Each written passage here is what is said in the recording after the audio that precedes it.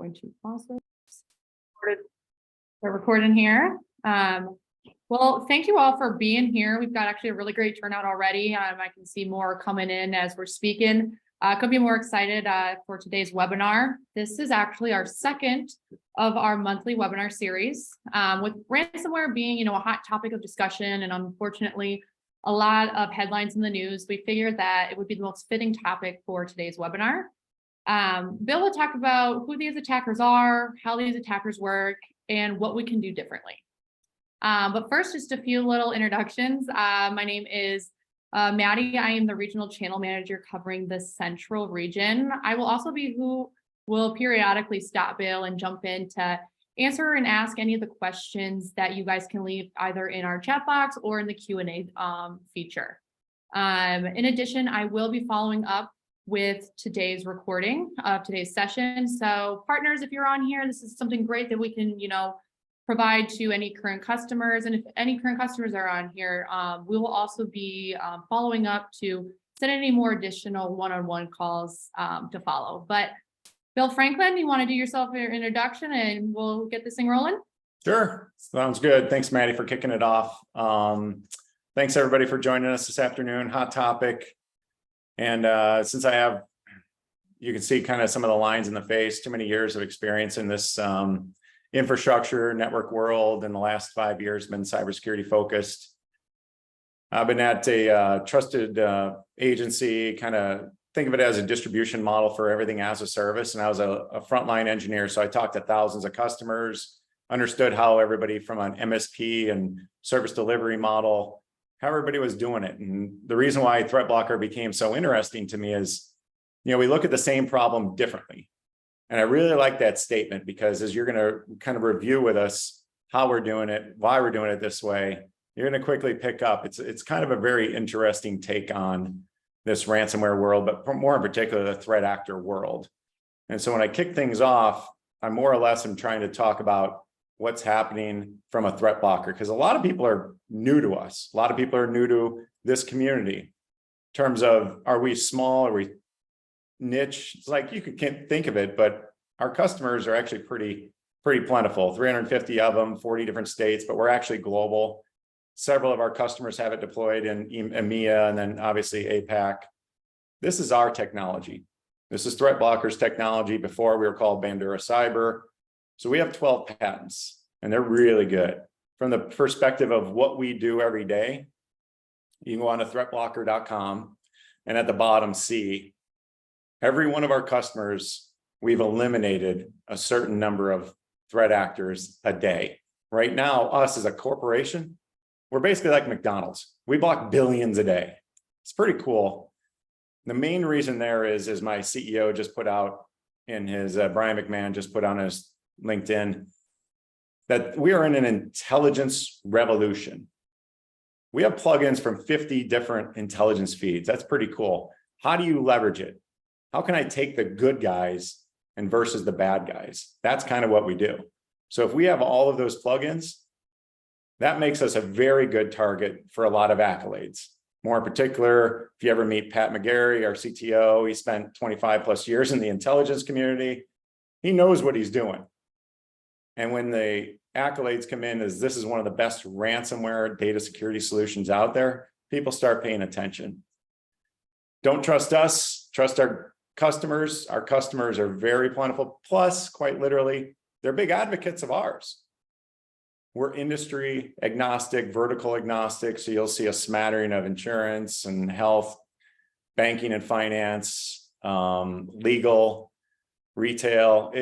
The bad guys don't care. So we make sure we don't care.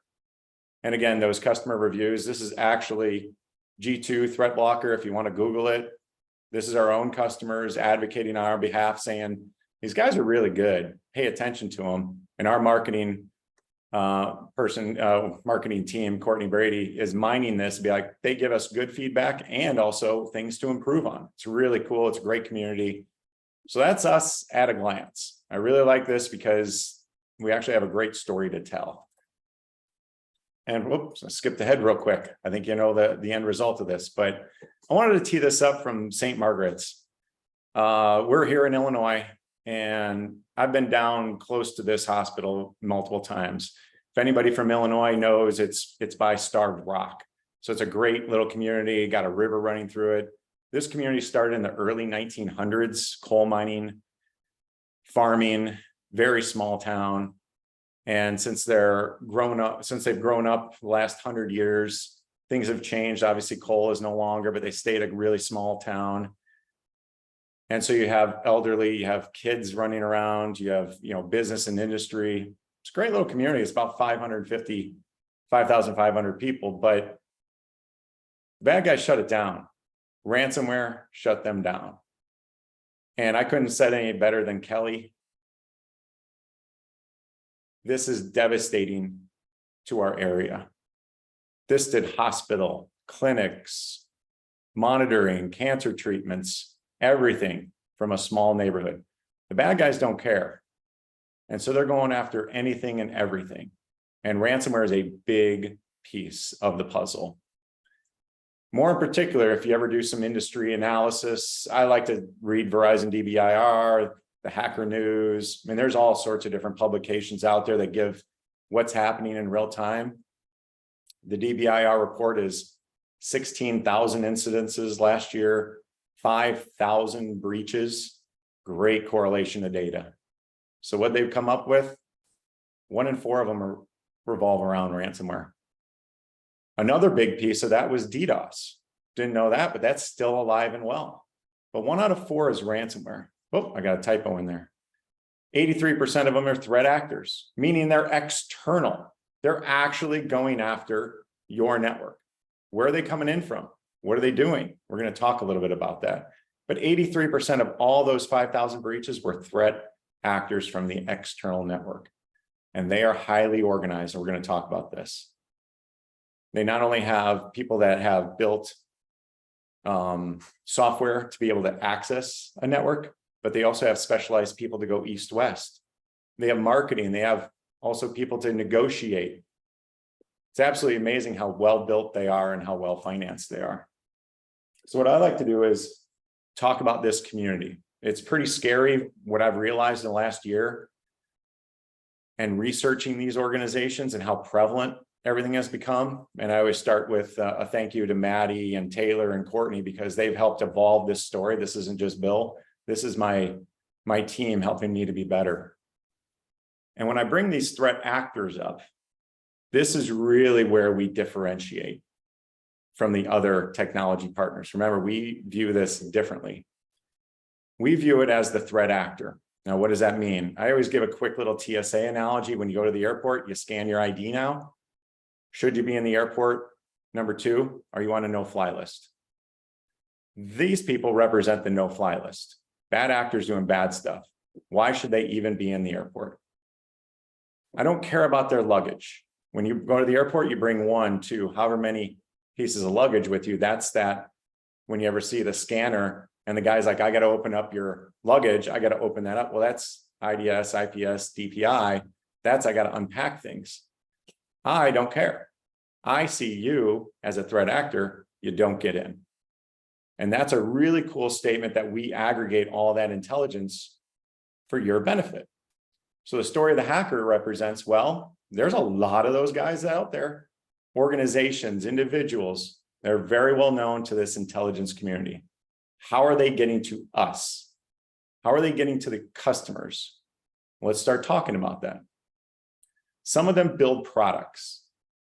Conti, they built their own product. If you ever research Costa Rica and Conti, Google that one. Took them down for over 5 days. The country was just at its knees. Conti built that ransomware. Then you have organizations like Vice Society. If you Google LA Unified School District, who is a threat actor? We know they were ransomware, but it's actually Vice Society. Well, did they build their own software? No. They went out on the open web, dark web actually, and purchased ransomware as a service. They started launching it. Now they're in a lot of universities and school districts. They're going after them with ransomware that's redone. One of their strands that they've used is Hello Kitty. It's one of my favorites because I married into an Asian family. Hello Kitty is very prevalent, but how Hello Kitty is the master of disguise. She's got a bow tie. She's got a ninja mask. They redo the signature all the time. Then you go on the dark web. This person's really, really good. You can also buy DDoS. They have customer reviews. Purchase it. Just like Amazon. They have marketing. They have negotiators. They have cool names like Vice Society. Black Basta. That's one of the new ones. Lockbit. And how we're paying them, whether it's through a ransomware or dark web or other cryptocurrencies, other means, they don't care. They're willing to take your money. The good thing is our threat hunters are going after them. But who are they? We'll talk about that in a little bit. But these are highly organized. These cyber criminals, organized gangs. They have marketing, they have HR, they have everybody. And what they're doing and how they're doing it is very interesting. This is why security has been the hottest topic the last 3 years. Because at the end of the day, they're incorporated. They're out to get every company out there, whether it's us or users. So they need a distribution arm and they need their customers. How are they distributing their products? It's pretty simple, generally through the dark web or through the web. But how do they get that? How do they start that initial conversation going, right? They can get a Russian IP if they're Russian born, like Vice Society, Black Bastas, others. They can get one from China. You can get one from Brazil. You can proxy. You can use IPs from Netherlands, Brazil. You can use IPs from USA. Use IPs from AWS or Google. Doesn't matter. And they're launching these campaigns at each one of us as customers. Now, in this situation, I'm just kind of drawing a nice little purview, right?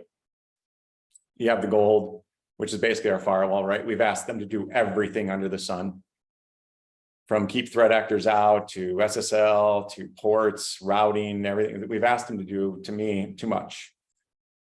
Plus, there's tens of millions of known threat actors, and they have limited capacity for anything from a threat intelligence perspective.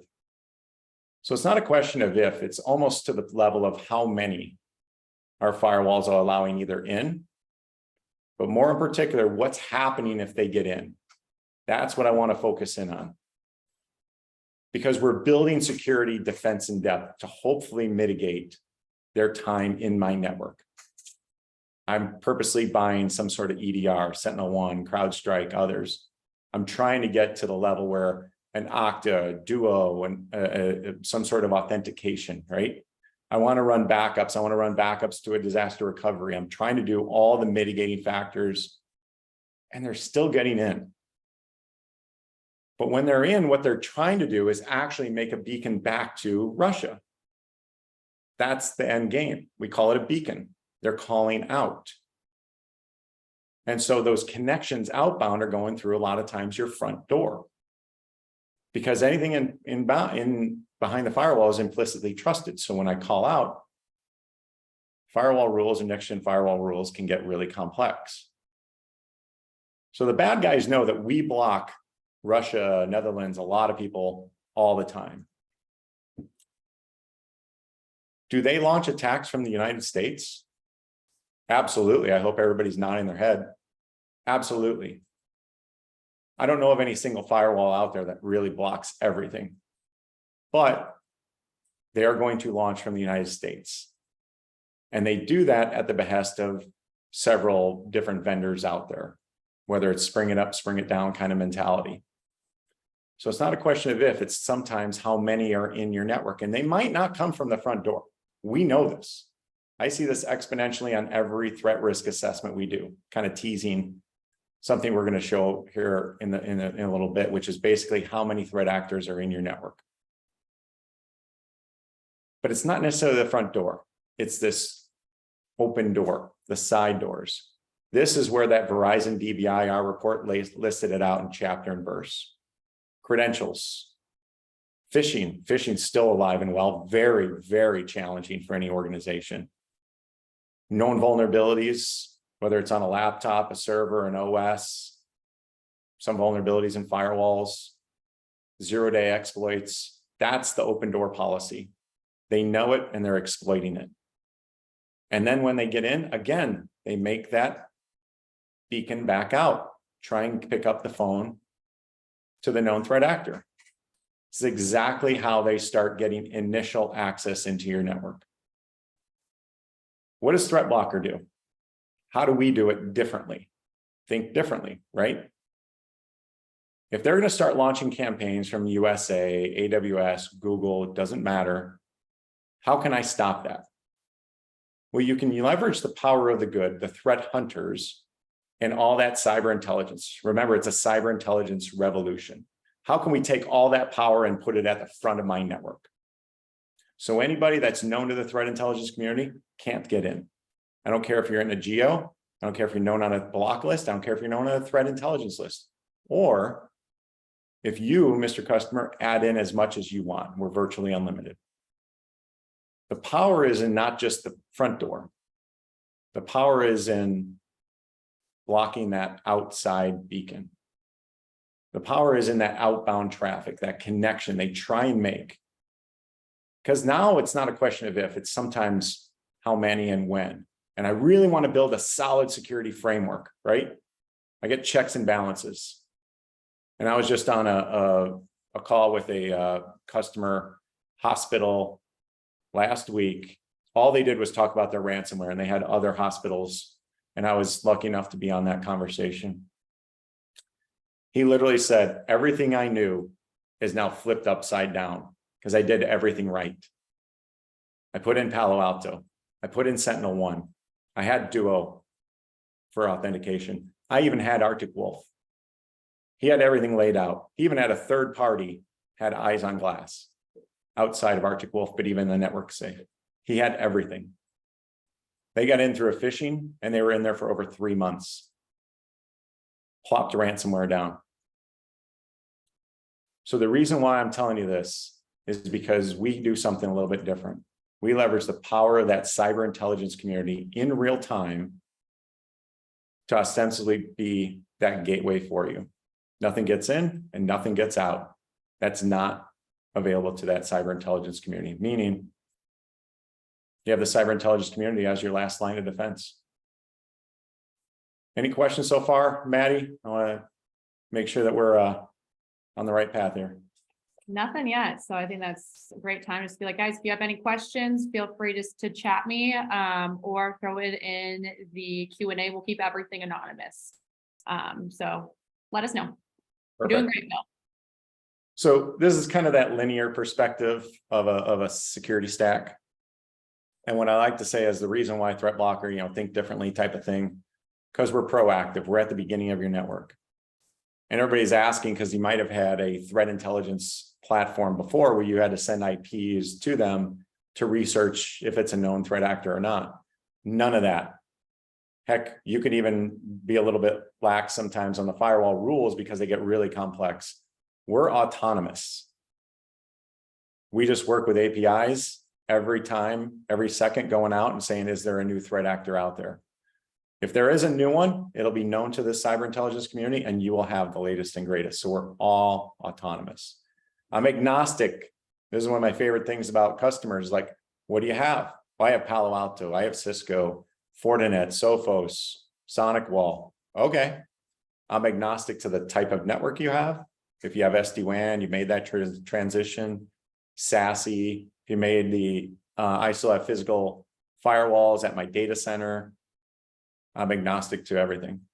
And the biggest power that we have is we're scalable, not just to the size of circuit and the capabilities of a customer, but also the scale of cyber intelligence. That's a fun conversation when you start having, it's like, I subscribe to Cisco Talos. Great. That's one of our threat feeds. Not one of these organizations on this slide owns the cyber intelligence community. Not one. You want all the power. You want as much of cyber intelligence to the front of your network as humanly possible. That way, your network is now baselined. Your network is now baseline versus the cyber intelligence community. Every packet in and every packet out. It's not a known criminal. It's a pretty powerful statement right there. And this ends up being, let's take this to its logical conclusion and cascading effect. If I'm blocking relatively about 50% of your network traffic, it ends up being about all the malicious traffic out there ends up being about 50%. Scanner, endpoint exploit, and I'll show that on a demo here coming up in a little bit. But if I do that, that absolves the firewall of a lot of CPU and cycles. Also, a lot of third-party integrations into that too as well. You can throw that into Threat Blocker. I know some people have cybersecurity threat intelligence feeds from that. But then also, what about my network engineers? What about my security engineers? They're no longer chasing their tail with that whack-a-mole. Today, alerts and logs come from the firewall, a lot of them. Not all of them, but a lot of them. Now your team is basically the whack-a-mole game where 1 million of them come up and they got one hand tied behind their back and they're trying to survive. Which ones do I go and attack first? Hopefully they know.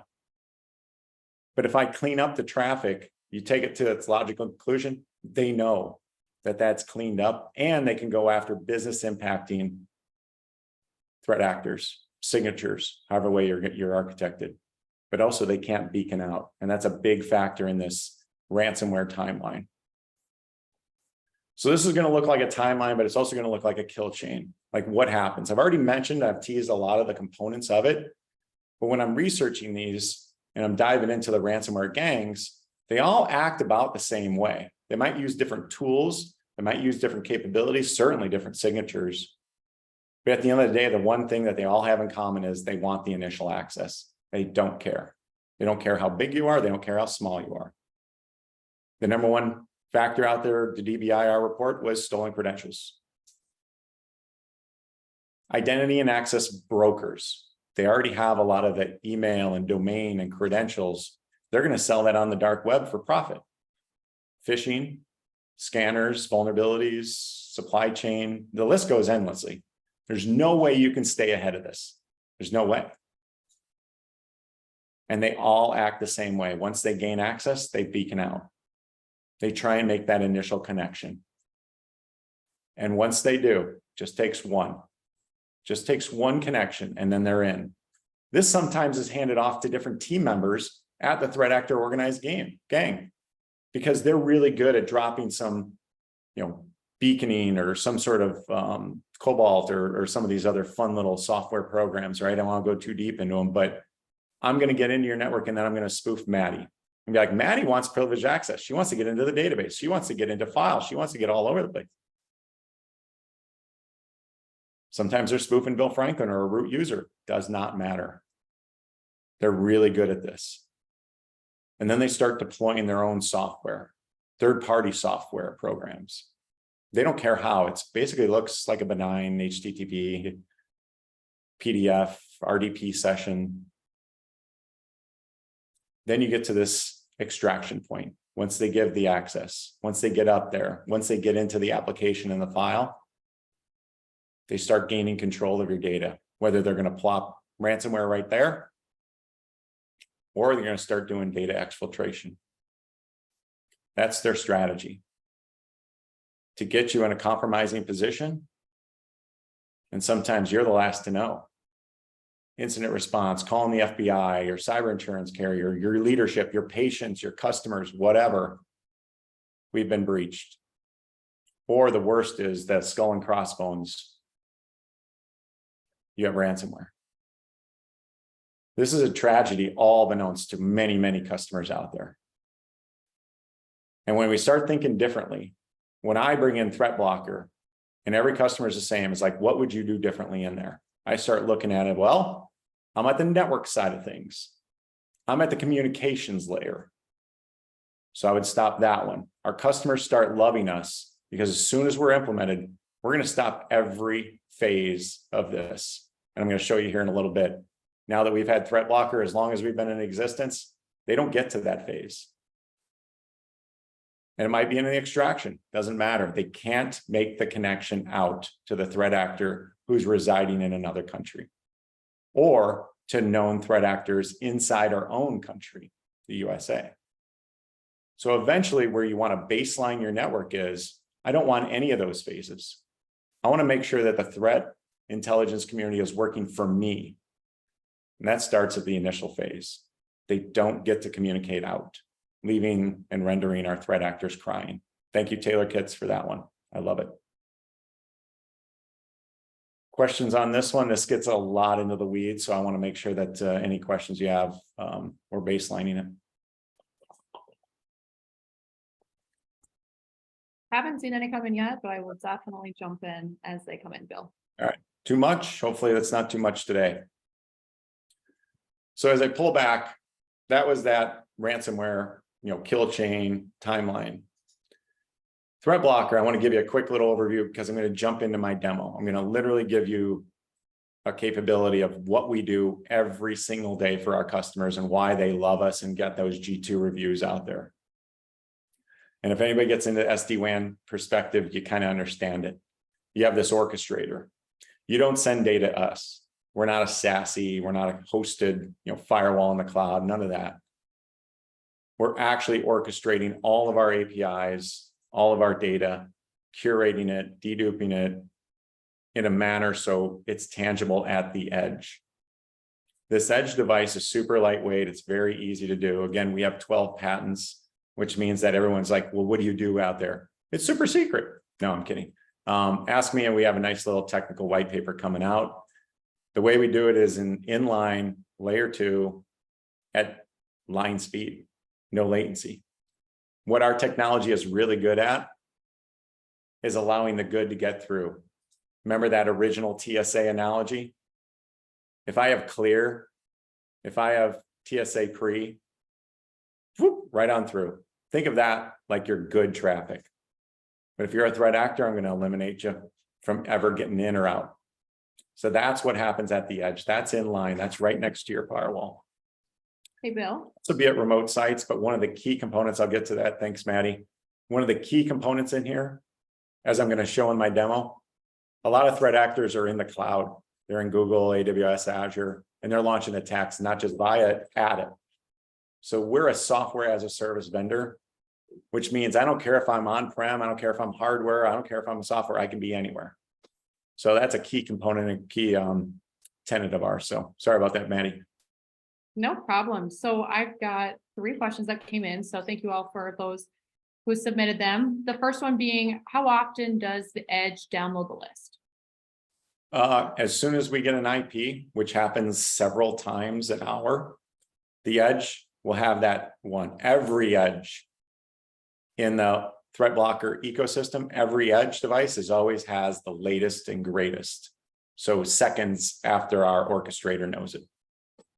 Awesome. Thank you. Second question is, how do you identify a ransomware attack? That's the cool part about it, is when you start seeing the demo, I'll show you it. Remember the TSA analogy? I care about the person. The luggage is the ransomware. The threat actor is launching the ransomware. So I'm going to stop the threat actor. By nature, I'm stopping the ransomware. But also I could be DDoS, could be others. I'm stopping all threat actors from doing anything nefarious, and I'll show that in the demo here. So what we do with the data, and that gets into really cool features when we get to syslog and MDR, remediation, and what we can actually do for a customer, that gets into that possible ransomware. But initially, I don't care about the actual payload of what they're trying to do. I care about eliminating their known threat. So hopefully that answered it. Absolutely. Thank you. And last one is, how is this different than an EDR, MDR, or XDR? I don't know who asked that, but I would love them. So let me go back real quick on a slide. And that's a great question, because we purposely made this slide for that discussion, right? Endpoint detect and respond. This is why we put a little bit of white and a little bit of gray, right? Think of it in the NIST framework, whatever you want to call it. But at that moment where you become behind the natting and you're a user, you're in the network and you're in the LAN space, we're generally on the outside of that at layer 2. We're in network visibility. So every packet in and every packet out. Users are clicking on everything, right? I might not see everything if they're not behind me. And that gets into that hybrid workforce. They're out there, they're VPNing in, or they're using Starbucks. You want EDRs to be able to monitor their URLs. track what software they have on there. You need that product, right? That hospital that I talked about where I was on the webcast last week, he had Sentinel-1. He actually got alerted via Sentinel-1 that there was a possible threat actor in there, and that was the ransomware. So we work in conjunction, not one or the other. We work in conjunction. EDR is super important because your users are going to use her. But at the end of the day, the network layer, everybody's got to pass through, whether it's in the cloud or on-prem or somewhere. That's where I'm going to eliminate that known threat actor from getting outbound with the payload, whether it's ransomware, DDoS, internal threat, doesn't matter. I'm going to eliminate that connection. So hopefully this makes sense from a differentiating from EDR and those other detect and respond capabilities. Awesome. We actually just have one more, and then I will let you get back to the presentation. This one is, if you put threat blocker on the inside rather than the outside of the firewall, what benefits does that give you? I don't know who, I want to give somebody like an Amazon gift card on that one. So those are my favorite topics, because as anything in IT and anything really in life, there's positives and negatives to everything, right? So positive, let's talk about outside the firewall. Positive is I eliminate known threat actors from even getting to your firewall.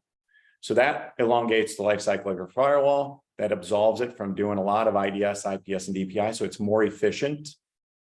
Efficiency counts in a lot of these, right? Operational efficiency.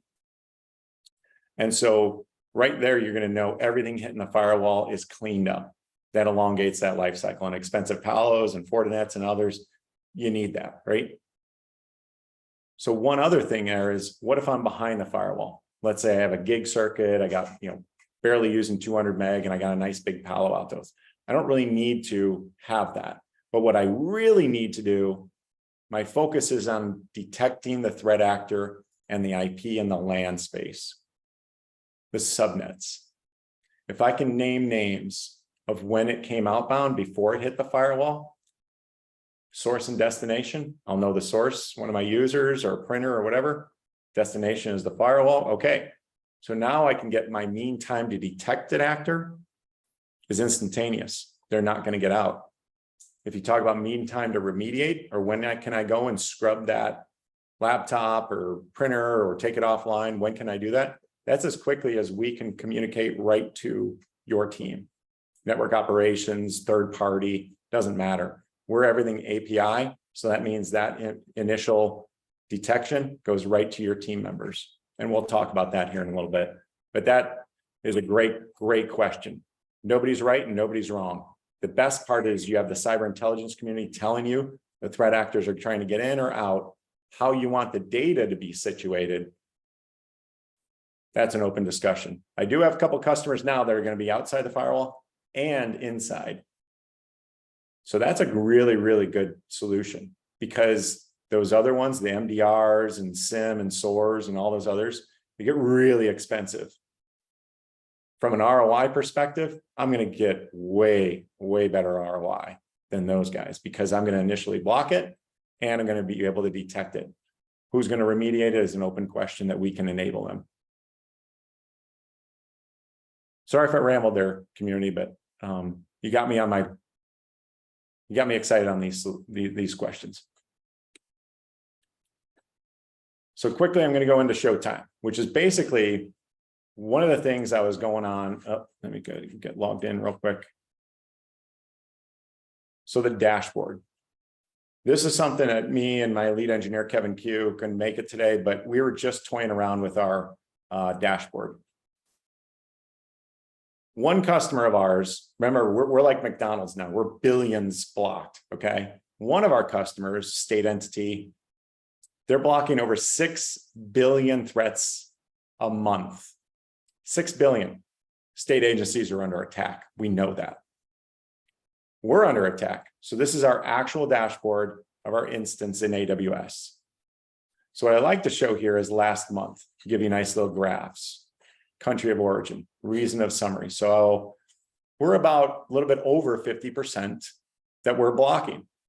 Most of our customers are right around 50%. Like I said, we're actually blocking, and the reasons, now this is critical.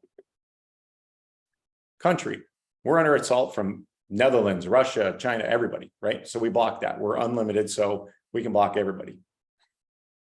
The threat intelligence lists, Webroot, Proofpoint, and anyone else out there, that's your IP reputation.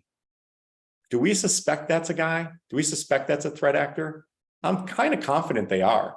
That gets into the IP reputation. But what we're under assault from is the block list. These are the known knowns. Remember that big like hoodie guys that come up? They all use the same IPs. They keep rehashing because nobody can use the power of cyber intelligence at the front of their network, unless you have threat blocker. So these are the known bad actors doing bad things. I'll even do you one better. The country that we are under assault, threat blocker, we're in AWS East. The country we are most under assault from is the United States on everything. Endpoint exploit and scanners. Those are our top two. The bad guys are really good. They know how to obfuscate firewalls. I'm going to start launching from the United States. And get this. And in the United States, more in particular, where are they launching from? Come on, internet. Our friends at Google. Known threat actors are launching attacks from the United States, from Google, from Akamai, from DigitalOcean, from Amazon.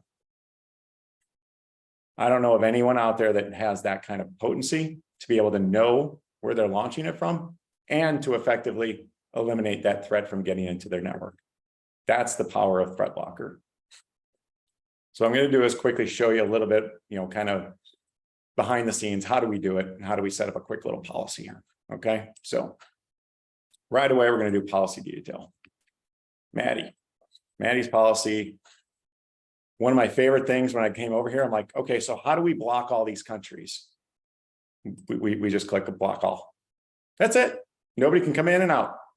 Oh, well, I do like the United States. So, okay, we'll allow the United States. But that's only on the allow list. We do use the block list and IP reputation as our resolve. The intelligence community is telling us, Google, United States, bad guys, we're going to stop them. And then as you scroll down for the last part is, we're going to unassigned, you can add in as much intelligence. So we want you to whitelist IPs. We want you to blacklist IPs, anything you want. The whitelist IPs always supersede ours. So in here, how well known to the intelligence community like Webroot and Proofpoint and others, is that a threat actor? Is it not? Well, let's set a threshold. If they say over 80% or over 90%, that's a bad guy. Let's use that as our marker. So we set it at 80. That's our internal one. That's where we recommend. As you buy threat blocker, as we get installed and all that other stuff, we might tweak it, start at 95, start it at 80, because you will get the eventual, hey, I'm trying to reach out to this URL. I'm trying to reach out, and your user gets stopped. Why? Because we blocked it. So you might get an unintended block, a false positive. We got to understand that. So we start a burn-in process, but you will get to a nice little easy level where you're not touching this much at all. And then we start talking about the last part, which are the lists. You want it all, you want little, you want one or two. Every customer is different. So that's how we set our policies. Remember, this is that orchestrator. This is the governance. Well, let's get into the last part, which is what do we do and how do we do it? We enforce at the edge. Where the edge is your determination. Data center, headquarters, AWS, Azure, Google is actually coming very, very soon. So our internal logging, this is in real time. This is happening in our network right now. And so right away, you see our logging. It's very, very tight. This is the country it's launching from, the ASN. Protocol, remember, I'm protocol agnostic. I don't care if it's RDP, NTP, I don't care if it's 443 or 80, HTTP. Any packet in and any packet out, I benchmark. Source and destination. What was my action? Was it in or out? And did I block or did I allow? 8.8.8, that's a Google search. We allowed it. And then we list it, categorize it. And the reason we enforced, we blocked. So let's do a little quick search here. We allowed, block. Oh, there's one right there. United Kingdom, Google, we blocked it. Why? I was on a denied list. So this is a known. Very well known too, by the way. It was known to 3 known threat lists, 2 denied, 2 people that, dude, that's a bad guy. Don't let him in your network. Sin's Army comes up a lot, and Webroot. So 3 individual people say that that's a threat actor. We could go down the list to a United States, Google. No, that's an allow. Oh, we got to allow a lot of right now in our network, a lot of people searching. So here you go. United States, Google, source destination block. We're under attack every day from this. And guess what? They don't get in. They're confident.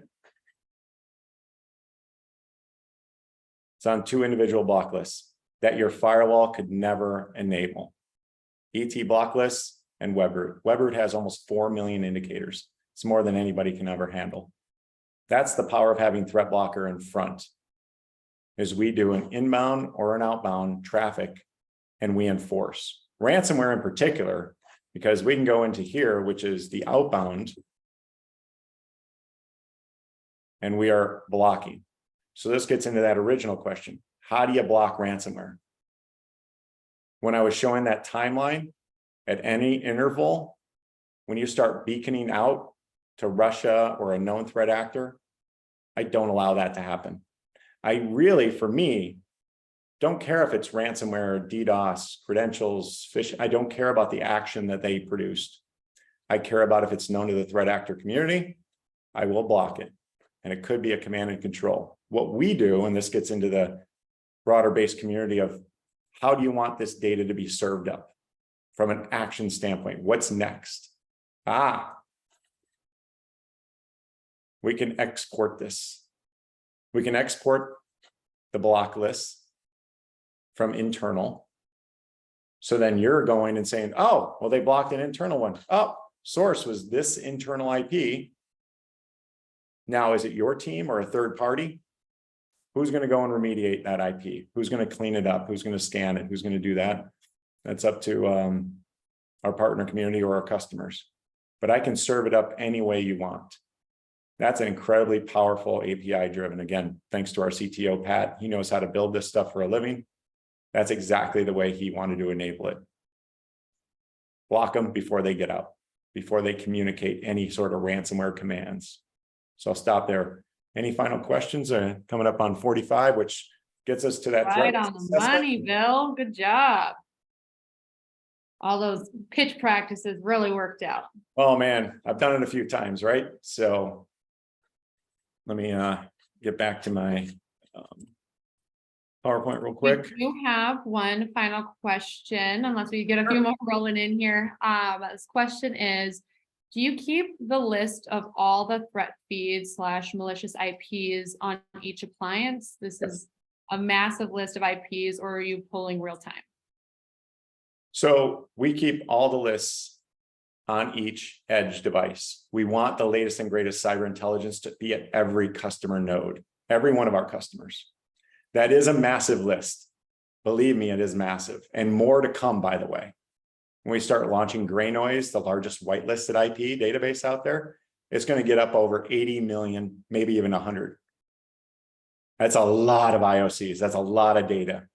How can we maintain zero latency with that much data? That's called a patent, by the way, and that's what we do. I'd love to have a further conversation more in depth with that person that asked it of how we do it, because I'm not a legacy OS. That would bog them down. They actually publish their limits, by the way. They publish their limits, and it's nowhere near. The largest Palo Alto is 150,000 IPs, external IPs that it can handle, the largest one. We handle up to 150 million. And it can go further than that. We just have to test it. If there's more intelligence out there, we'll expand it. Or as of right now, there's not 150 million out there. So this gets into the, okay, Bill, I like it. I do have Cisco, I do have Fortinet, I have Palo Alto, whatever. I want to know, do I have threat actors in my network, and where are they getting hit from? And am I under attack right now? So we built this threat risk assessment to prove out what we would do had we been in place. So we pull some data. Firewall logs. What this eventually ends up happening is 24 hours log, and this is our data set. Timestamp, source and destination, block or allow. I want to know what your firewall knows. What is it allowing? That's the biggest thing. What is it allowing, inbound or outbound? And we take that data and then benchmark it versus the threat blocker data, which is the curated data of the cyber intelligence community. So we're benchmarking how your firewall is doing versus the intelligence community. It's eye-opening. I want to prepare any customer for that. It's eye-opening. Mainly because we're going to come back with 3,600. This customer, we just did this for the last couple of weeks, bigger customer. This isn't going to be everybody. Some will be smaller, some are going to be bigger, but this is about the net result. How many bad actors and IPs would we have blocked had we been in place? How many connections? Remember, every time they're in the initial access, they're behind your firewall. They're trying to make that connection out. How many of those connections would we have blocked? Of those 3,600, that was 1 million in one day. 1 million in a day. And then we extrapolated that even more. Was it inbound traffic? Was it outbound? Most of that was outbound. You can see it. So they had some very active IPs behind the firewall that were beaconing out. That's alarming. Where are they coming from? From inbound? And where's my data going? And where are those connections going? And we list them out from countries. A lot of times we don't do business in Kenya, Luxembourg, Poland, Russia. We don't do business there. Why is anybody outreaching to those countries? It's a good question. To know that you have a partner community like myself and Threat Blocker, that basically would be down to a policy. That would be eliminated. And then we have a great expert on staff, our CTO, 25 years in the intelligence community. He actually takes time to talk about 2 IPs, inbound and then outbound. Generally, these are the ones that bypass your firewall and that you should pay attention to. One in particular was coming from Iran. You never should be allowing data from Iran. And then how about an outbound? This one was hailing from Poland.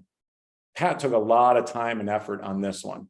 This one goes to the customer that, you know, we're going down the road because of simple fact that they actually saw one of these attempts in the logs, one of them going outbound to Poland.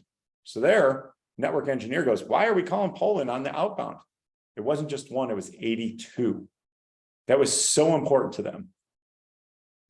And as we're coming towards the end here, that threat risk assessment hit Maddie up or myself to really prove the value of what we would have done for each customer of Threat Blocker. But at the end of the day, one of my favorite people, Richard, says it the best. Threat Blocker in place. The reason why my network engineers are happy, they're not chasing their tail. They block 1 billion threats a month that don't hit my firewall and also don't hit my network engineers, my security engineers, and that cascading efficiency effect. Any last questions out there, Maddie? Hi, Bill. We've got a question. We've got a question from Philip Kibler about, kind of extracting this from the Clop ransomware gang. Would this have stopped it from being successful with Move It or Go Anywhere MFT? Yes. Those weren't ransomware, but data exfiltration with extortion. So can you kind of talk about, would we have stopped it with ransomware, or would we have been able to stop those attacks as well? 99% sure we would have stopped it. But the question though is that data exfiltration, where did it go? If a customer has that IP, send it over to me. I'll be able to tell you in chapter and verse if I were able to block that. We've had customers do that. Hey, I went through ransomware. Here's the IP. Hey, I went through a data exfiltration. Here's the IP. As soon as you have that, send it over and I would tell you chapter and verse if I would have blocked it or not. So I'm pretty sure I would, because that's a known Russian threat actor. So if they were data exfiltrating to Russia, I would have blocked it. Well, thank you, Bill. I think that concludes everything. That was our last question that we had. So like I mentioned previously, we will be following up with the recording of today's session. And if you have any other, follow-up questions or like more of a one-on-one call with the Threat Blocker team, please let us know and we will get that set up for you guys. But thank you again for all joining, and we will be in touch. Have a great day. Thank you.